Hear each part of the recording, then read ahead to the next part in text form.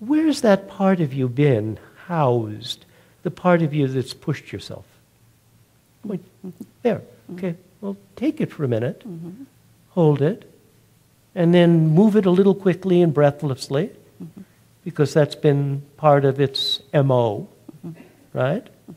And then what I'd like you to do, if it's okay, is just hand it to me for a minute. And I've got it. And wow, it's heavy and dense and lively and moving and breathless and meaningful.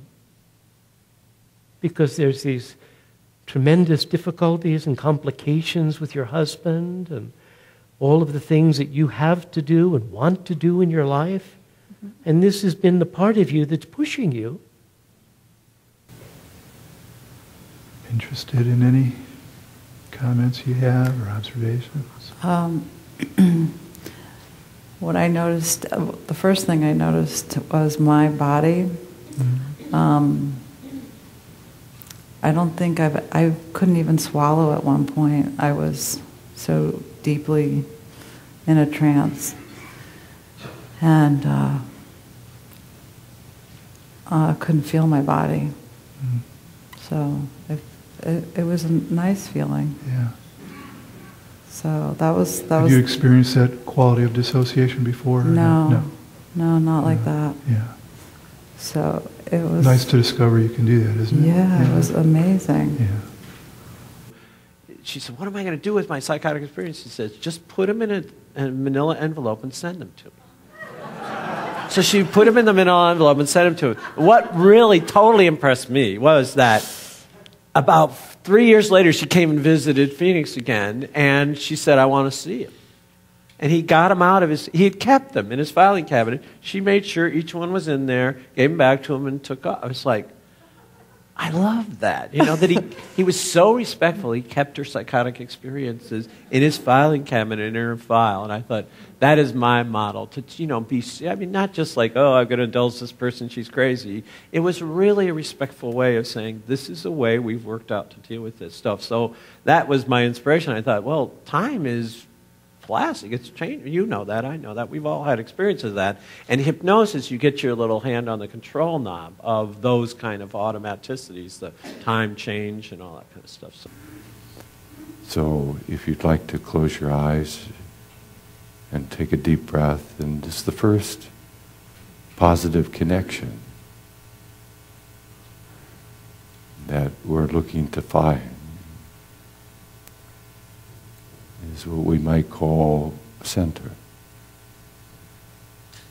Some base, it could be in your heart, could be in your belly. Something more basic than your verbal mind. And when you feel connection in whatever way to wisdom, to happiness, to the magic of curiosity. By the way, Freud said he wanted to make the unconscious conscious. I want to make the conscious unconscious. If you think about your peak moments, your best moments of your life, whether it's the work you're doing or a nice interaction with somebody else, are you doing it consciously and deliberately? No. You're doing it spontaneously. The flow state. Things are happening. You're responding to what's coming from outside, and you're responding freely, and you're not going, well, let's see, what should I do? Should I smile here or not? That's a recipe for disaster. So I want to make things as unconscious and automatic as possible.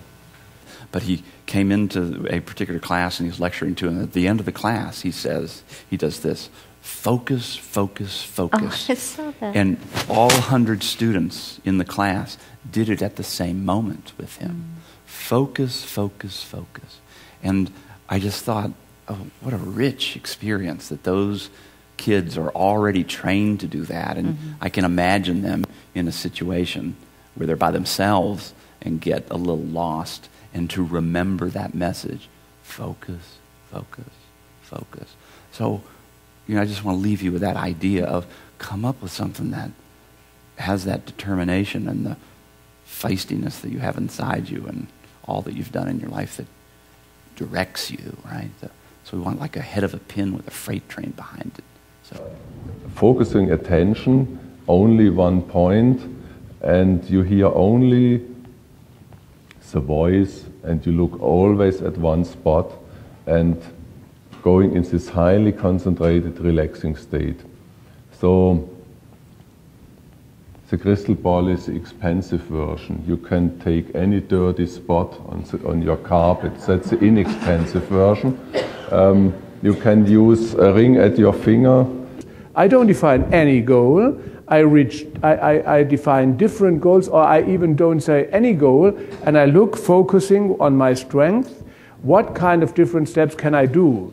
And then you come to a very competent and reliable development, and you are not so dependent from the goal. Because when you develop a dependency from the goal, you go into a stress context and you develop fear, because you cannot have this certainty, and then your amygdala in the middle brain would fire with anxiety. So when you have a different way of criteria, like we developed it this way, then you have a feeling of certainty in a remaining situation of uncertainty. And that's the best thing you can do. Is there anything that you would like to ask of me at this point, or anything else you need from me? No. You know? No. Good. How do you feel? I feel really raw. Raw, yeah. Yeah. Let's give you just a few more minutes then to put yourself back together. I mean, I feel pretty good. I just feel a lot, which is uncommon. Which Yeah, I you like. feel a lot. Good, you like it. Yeah, it was kind of a goal. That was sort of, I mean, I was hoping I would be able to have something really experiential, and I just didn't know what to expect, and I thought the handedness was a good avenue for that. It was. And do you feel that you got something experiential? Yes. So, I don't want to add any other word unless you have a specific question to do before we start. Maybe I can take only one or two. If you don't have them, it's okay. I will start, and maybe we can make questions after, okay?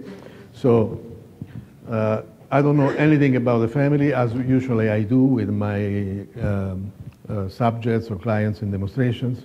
I prefer to discover, because this is what happens when they come to you, and that's the real situation is a situation in which whatever can come to your practice, and you cannot decide if it is good or not. Usually the patients, they understand very well. They are the good patients for you, and if they don't like you, they don't come back. So it's up to them. But for them, we don't have this problem. So it's using, once you start practicing hypnosis and you're not thinking about truisms and implied causatives and all these things anymore, get into your own associations, because your associations are what create the hypnotic session, and their associations are what create the change and create the progress. My heart, all of my heart, and most of my head was with you. A piece of me was really alert, watching your eyes. Shakespeare wasn't wrong when he said the eyes are the windows to the soul. Looking at your eyes, looking at if your face flushed at all, looking at you. So I could say what was useful to her.